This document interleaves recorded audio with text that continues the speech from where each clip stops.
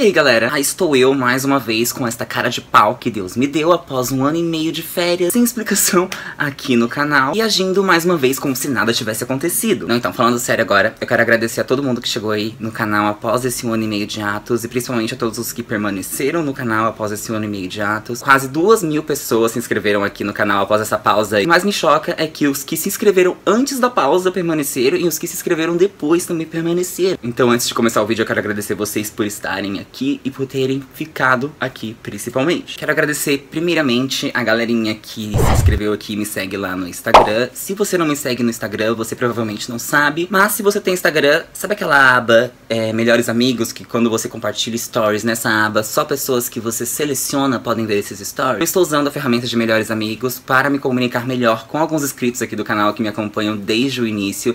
E nessa aba de Melhores Amigos lá nos stories, o que eu estou fazendo é lançar spoilers dos próximos vídeos, dos próximos roteiros. Inclusive esse vídeo aqui eles ficaram sabendo antes de todo mundo que ele seria gravado hoje. Eu dei spoilers de quando eu tava escrevendo o roteiro. Gente, se vocês estiverem ouvindo barulho de fundo, releva, vocês sabem que meu vizinho é o demônio e, enfim, é o mesmo vizinho, sim, ele permanece. Continuando, eu estou usando essa aba de Melhores Amigos como uma ferramenta pra ficar mais próximo de quem me acompanha aqui, pra dar spoilers. E, inclusive, você está assistindo esse vídeo agora, mas as pessoas que me seguem no Instagram e estão tendo acesso à minha aba de Melhores Amigos nos stories, viram esse vídeo antes de todo mundo, porque eu passo o link pra eles antes desse vídeo ficar público e eles têm acesso ao vídeo antes de todo mundo. Então se você quiser ter acesso à aba de Melhores Amigos lá no meu Instagram, é só você ir lá e me mandar uma mensagem e falar: vi teu vídeo e eu quero ter acesso à aba, eu quero spoilers, enfim, o caralho a 4, que aí eu sigo você e adiciono você na aba Melhores Amigos e é isso. O caso de hoje meio que faz parte de um novo quadro, que eu ainda não dei o nome, mas que teoricamente nós vamos chamar aqui por enquanto de Tem na Netflix. Sim, esse nome bastante criativo. É um quadro do qual eu vou falar de casos que aparecem em algumas séries documentais da Netflix, que eu sou viciado, inclusive. E esse caso que eu vou falar aqui hoje, ele faz parte do 3º episódio da 1ª temporada de Unsolved Mysteries, ou Mistério Sem Solução, eu não sei como vocês chamam. Mas enfim, é um caso que quando eu vi pela primeira vez, eu simplesmente surtei. Então agora, sem mais delongas e sem mais enrolação, vamos falar sobre o caso da família Dupont de Ligonnès. Eu acho que é assim que se fala, se não for, então... um beijo, um abraço, vocês que lutem. O caso que eu vou narrar aqui hoje se passou na cidade de Nantes, que fica na costa oeste da França, uma cidade que fica bastante próxima do Oceano Atlântico, e se passou no ano de 2011. Enfim, a cidade de Nantes, ela tinha uma fama de ser pacata, uma cidade bastante religiosa, cheia de belos lugares turísticos, uma cidade bastante bacana pra se morar se você fosse de uma família que possuísse bens, vamos dizer assim. Até que no ano de 2011 a cidade ganhou uma notoriedade, digamos que não pelas suas construções históricas, nem pelas suas escolas renomadas, o ambiente agradável, enfim, a cidade não ganhou notoriedade por nada que fosse bom. A cidade simplesmente ganhou notoriedade devido ao assassinato de uma família quase inteira. A Avenida Schumann, mais precisamente número 55, era o endereço de uma família que era considerada pelos vizinhos como amorosa, gentil, agradável, uma família bastante educada. Porém, assim como uma das vizinhas que deu entrevista para a série documental falou, ninguém sabe o que se passa entre 4 paredes. Agora eu vou falar pra vocês o motivo de a casa na Avenida Schumann, número 55, ter sido considerada em Nantes a partir de abril de 2011 como a Casa do Terror. E agora eu vou apresentar pra vocês os personagens que fazem parte desse caso, vamos chamar assim. Javier Dupont, ou melhor, o Conde Javier Dupont de Ligonnès, o patriarca da família, era um empresário bastante bem sucedido no que fazia, né, segundo o próprio dizia a todos, e segundo conhecidos ele era extrovertido e uma pessoa muito simpática. Ele era casado com Agnes, que na época trabalhava numa escola católica, e ambos tinham 4 filhos. Arthur, o mais velho, era filho apenas da Agnes, mas ele foi registrado pelo Javier, ele assumiu a paternidade do garoto, dando sobrenome pra ele. Guardei essa informação porque mais pra frente ela vai ser bastante relevante. Mas o segundo filho do casal tinha 18 anos, estudava música na época, era considerado um jovem bastante tímido. Anne, de 16 anos, na época era modelo de catálogos e conhecida como uma das melhores estudantes do colégio particular, que frequentava junto com o irmão mais novo, Benoit, de 13 anos. Vamos voltar um pouco a nossa história lá pro início da década de 80, que foi quando Javier conheceu a Agnes. Na época ele tinha 20 anos de idade, ela tinha 17, e eles eram bastante apaixonados, porém o Javier, assim como qualquer macho no início dos 20 anos, queria fazer o quê? Queria curtir a vida,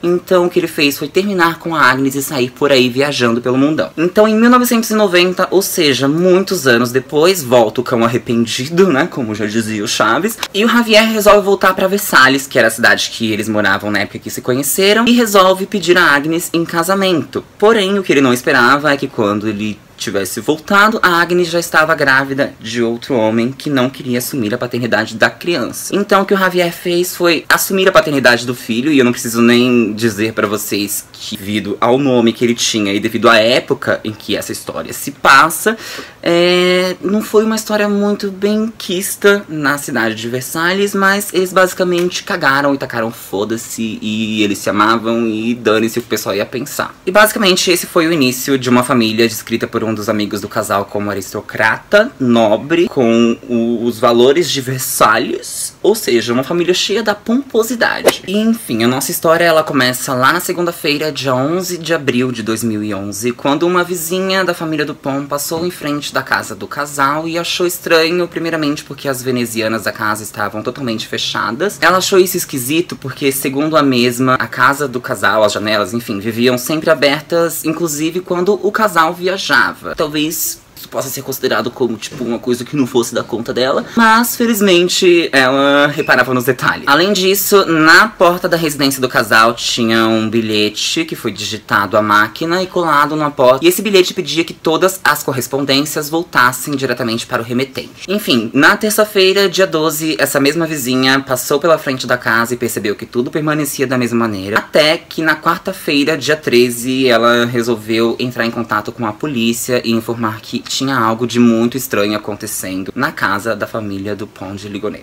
Então, nesse mesmo dia, na quarta-feira, dia 13, 2 oficiais foram na casa da família Dupont e bateram a porta várias vezes. E, estranhando o fato de ninguém ter respondido, o que eles fizeram foi entrar em contato com o chaveiro da cidade para que ele pudesse abrir a porta e assim eles adentrarem na residência. Quando eles entraram, eles não viram nada de estranho. A única coisa de mais estranha que tinha na casa era o fato de todas as camas estarem sem os cobertores e sem os lençóis, mas fora isso não tinha nada de estranho na residência. Então os policiais não viram a necessidade de, enfim, gerar um mandato ou de abrir uma investigação, porque a impressão que passava quando você entrava na casa é de que a família que morava ali simplesmente se mudou e foi embora sem motivo algum. Como eles não tinham nada contra a família Dupont, eles não viram nada de estranho, principalmente porque um dos carros da família não estava em casa. Era um Citroën C5, então eles imaginaram que a família tinha simplesmente ido viajar, como eu mencionei. Mas aquela vizinha que eu comentei com vocês continuou achando bastante estranho, principalmente pelo fato de que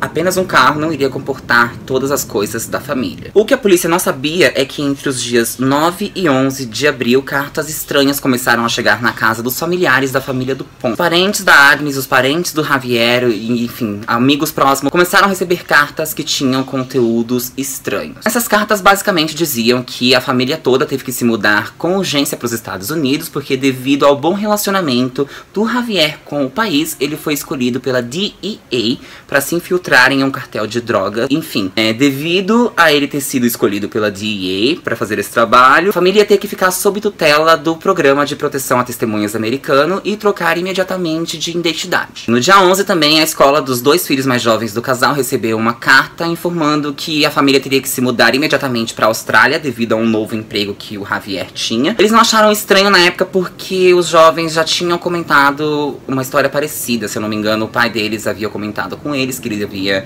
recebido uma proposta de emprego na Austrália. Os jovens comentaram na escola, então para a escola não foi uma coisa muito estranha eles terem recebido essa carta informando que os jovens iriam se mudar imediatamente para a Austrália. Já a escola que a Agnes trabalhava recebeu uma carta com a mesma desculpa, sim, uma desculpa parecida, na qual ela pedia demissão e estava assinada, teoricamente, por ela. A escola em que ela trabalhava, enfim, tentou entrar em contato com ela, porém o telefone da casa nunca foi atendido. Continuando então a nossa cronologia, na quinta-feira, dia 14 de abril, a família da Agnes entra em contato com a polícia porque eles não engoliram essa história de a Agnes ter ido embora com o Javier sem entrar em contato com a família antes, porque, segundo a família da Agnes, não fazia parte do feitio da Agnes agir dessa maneira. Ela daria um jeito de entrar em contato com a família, nem que fosse por uma ligação, para poder se despedir. Então a família da Agnes não não engoliu essa carta e entrou em contato com a polícia, que resolveu voltar à residência. A polícia então voltou mais uma vez na casa na sexta-feira, dia 15 de abril, e assim como da primeira vez, eles não viram nada de estranho na casa. A única coisa que eles viram de estranho, que eles não haviam reparado da primeira vez, é que os porta-retratos da residência estavam todos sem fotos. Era como se as pessoas que morassem ali tivessem ido embora e retirado as fotos e levado como lembrança. Sim, mesmo após essa visita da polícia, a família da Agnes não desistiu e continuou ligando incessantemente para a delegacia de polícia. Então, no dia 21 de abril, a polícia já estava indo fazer o que seria sua sexta visita na casa da família Dupont. Dessa vez, um sargento que trabalhava na polícia local foi junto e ele achou estranho o fato que no quintal da família havia uma área e embaixo dessa área tinha uma parte que era completamente de terra, que parecia ter sido remexida recentemente, no mínimo alguns dias antes. Então o sargento resolveu checar o que tinha embaixo daquela área e, paralelamente a isso, nesse exato momento, um promotor de justiça estava dando uma coletiva de imprensa na TV, porque a essa altura o caso já tinha ganhado uma certa notoriedade, e esse promotor de justiça estava dando essa entrevista informando aos telespectadores que eles iam permanecer buscando o casal, porque esse desaparecimento de fato estava muito esquisito e eles iam permanecer procurando.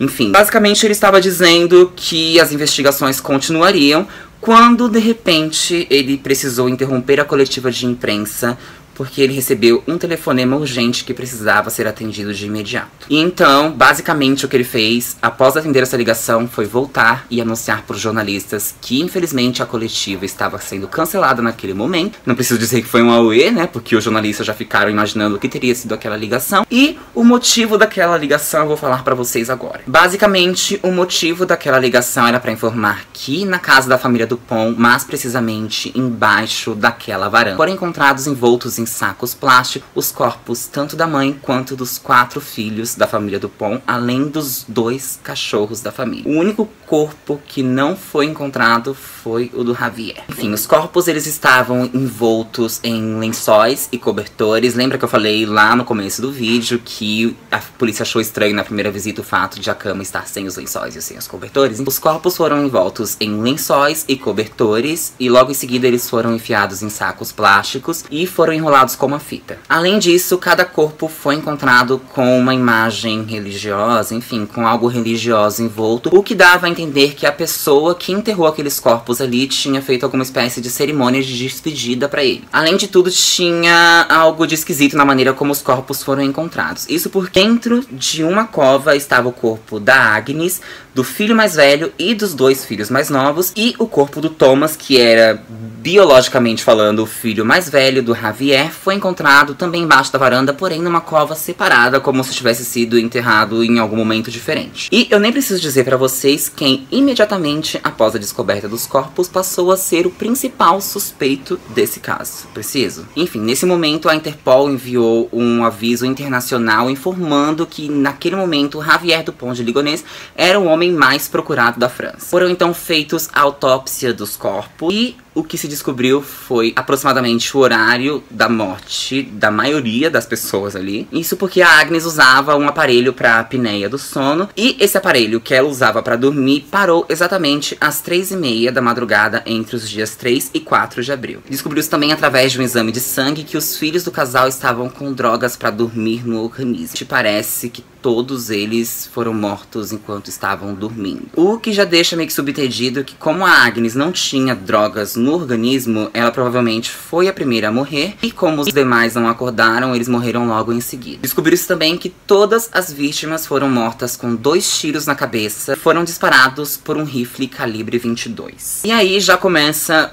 o primeiro mistério, vamos dizer assim, desse caso. Como é possível uma família inteira ser morta a tiros no meio da noite e os vizinhos não escutarem? Outra coisa que absolutamente ninguém conseguiu entender e até hoje acho que ninguém entende é como é possível não ter sido encontrado nenhum vestígio de sangue no local dos crimes. Nenhuma gotícula de sangue foi encontrada, e isso, em termos de cenas de crime, é praticamente impossível. E também, após uma análise nos sacos plásticos em que os corpos foram envoltos, descobriram-se que não havia digital de absolutamente ninguém. Ou seja, teoricamente, esse pode ser considerado como um crime quase perfeito. Durante as investigações também descobriu-se descobriu-se o que poderia ser o motivo desse crime. Basicamente, o Javier passava para todos os amigos a informação de que ele estava muito bem de vida, de que as empresas dele iam de bem, melhor ainda, vamos dizer assim, quando na verdade descobriu-se que entre os anos de 2000 e 2010, né, que foi um ano antes do crime, as empresas dele na verdade iam de mal a pior. Descobriu-se que Javier devia para vários credores, enfim. O que se sabe é que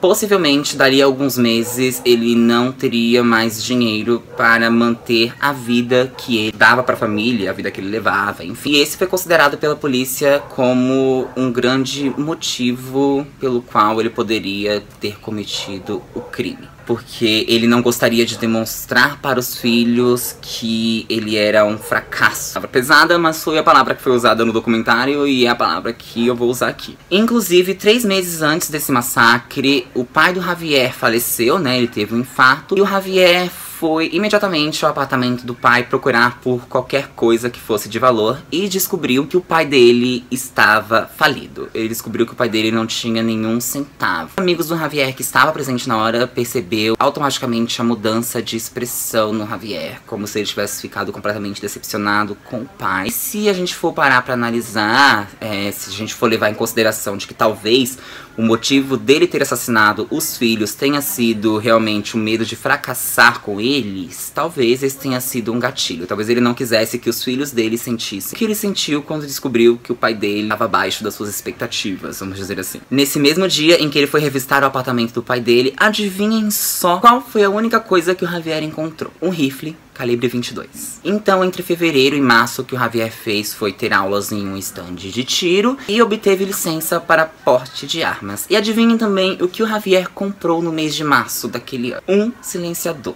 Quem não sabe o que é um silenciador, eu duvido muito que vocês não saibam. E é uma espécie de aparelhinho. Não é bem um aparelho, ele é uma coisa que vai na ponta da arma e ele impede que aquela arma faça som no momento do tiro. O que se descobriu também é que o Thomas, o filho que eu disse que era biologicamente o mais velho do Javier, não foi morto no mesmo momento que a família. Ele de fato passou sim o fim de semana antes da morte com todo, mas o Javier deixou ele embora, ele voltar pra faculdade. Se sabe que a família foi morta entre a madrugada de domingo e segunda, e na terça-feira o Javier ligou para o Thomas na faculdade, dizendo que a mãe dele tinha sofrido um acidente e atraiu o garoto de volta pra casa. Descobriu-se também através da autópsia que a morte do Thomas ocorreu entre a noite de terça-feira e a noite de quarta, que também foi a última vez que ele mandou uma mensagem para um amigo dele da faculdade e esse foi o último contato que ele teve com qualquer pessoa que não fosse o pai dele. A teoria que se montou sobre isso é de que o Javier hesitou em matar o Thomas porque ele não queria acabar de vez com a sua linhagem, afinal o Thomas era o seu primogênito, matando toda a sua família pararia por ali, né? A linhagem do Javier não iria seguir frente, vamos dizer assim,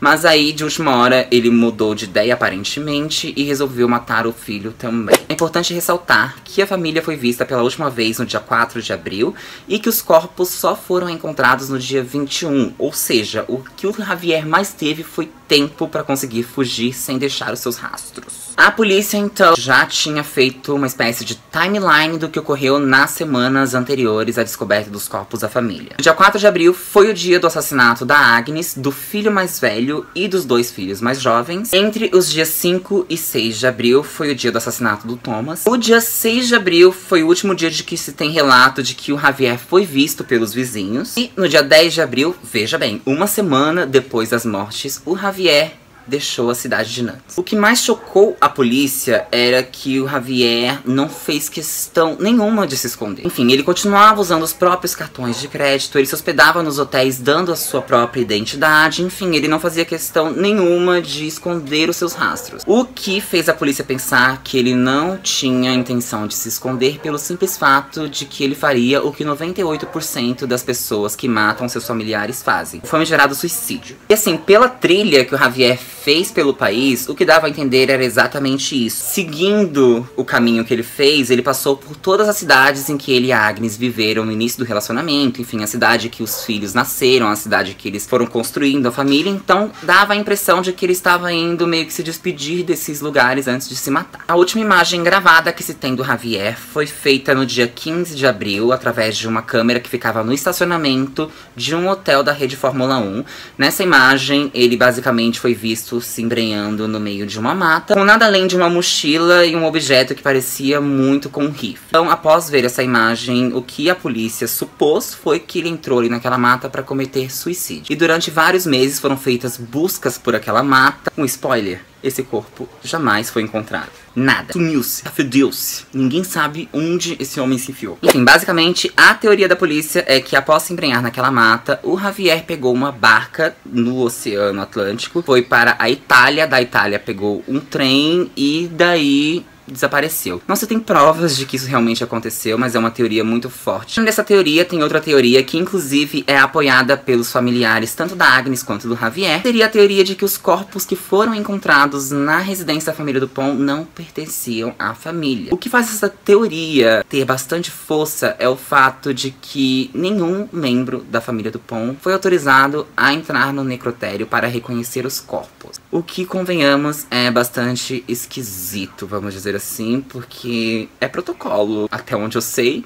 que algum familiar vai reconhecer os corpos das vítimas. E ninguém chegou a ver os corpos de ninguém da família Dupont. Então é uma teoria bastante forte aí pelos teóricos da conspiração. E também pela família, tanto do Javier quanto da Agnes. Possivelmente também eles podem acreditar nessa teoria porque seria muito mais fácil acreditar nela do que acreditar no que de fato foi, ou seria, não sei, uma tragédia de tamanha proporção, que seria o patriarca que deveria proteger os seus filhos, proteger a sua família, tirar a vida de todos, sem nenhuma razão aparente, digamos assim. Mas enfim, até hoje, essa teoria não é nada mais do que isso, uma teoria. O que a polícia acha, realmente, como eu disse agora há pouco, é que o Javier conseguiu fugir do país. E uma das investigadoras tem a teoria de que, nesse momento, ele pode estar vivendo por aqui mesmo, na América Latina, já que ele era trilíngue, ele falava francês, ele falava inglês e ele falava espanhol. E um dos amigos dele acha que ele pode estar precisamente na Argentina, aqui do lado. Enfim, gente, resumindo, e sim, resumindo muito mesmo, porque tem muito mais informações sobre esse caso, esse foi o vídeo sobre o caso da família Dupont, que vai fazer parte aí dessa série em que eu vou comentar um pouco sobre casos